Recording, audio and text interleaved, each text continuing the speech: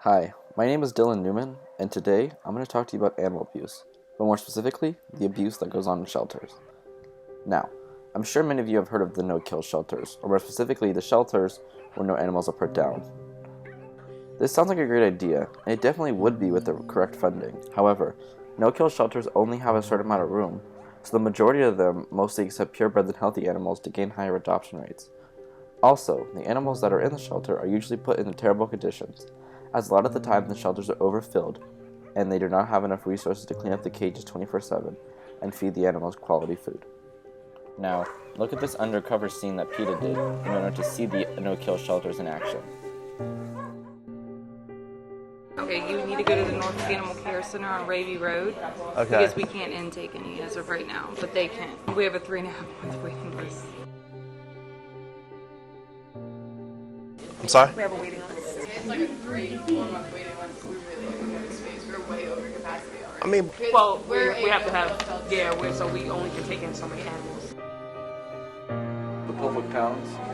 We're not going to take dogs that have problems, really. We want to move them, and we want them to find homes.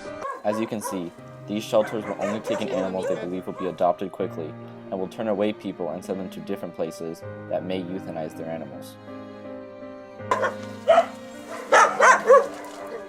Now, once again, these bad conditions are caused by an overwhelming amount of animals in shelters, and the animals that are not up to par are not being accepted in.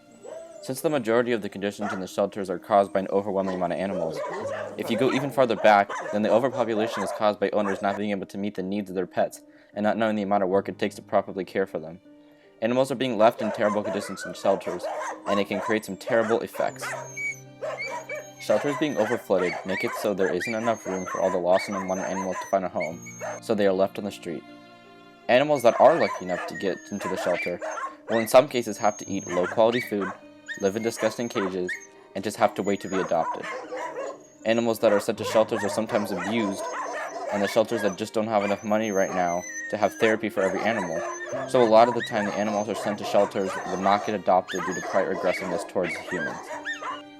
There is a solution to these problems, however. One way is to spread awareness to this problem through some sort of PSA. Now, I'm sure all of you have seen the ASPCA's commercials that showcase animals in terrible conditions.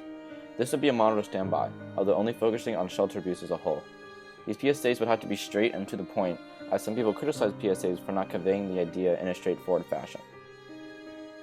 Second, spaying or neutering your pet would drastically decrease the amount of homeless animals and animals in shelters, as a lot of owners with newborn puppies and other animals are overwhelmed by the responsibility and end up either abandoning them or sending them straight to a shelter. While spaying or neutering can have some bad side effects, the pros definitely outweigh the cons, as no unexpected pregnancies will happen, and the chances of receiving a complication due to the procedure is very minute.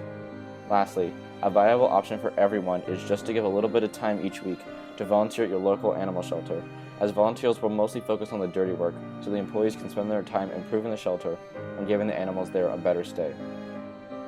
So, what can you do? Like previously stated, you can volunteer at your local animal shelter. You can also donate to organizations like the Humane Society, the ASPCA, or PETA. All these organizations work to fight for animals' rights and do so by your funding. Donating just a small amount will contribute greatly and will give animals a better life. Thank you. And remember, these animals don't have a voice, so you need to be theirs.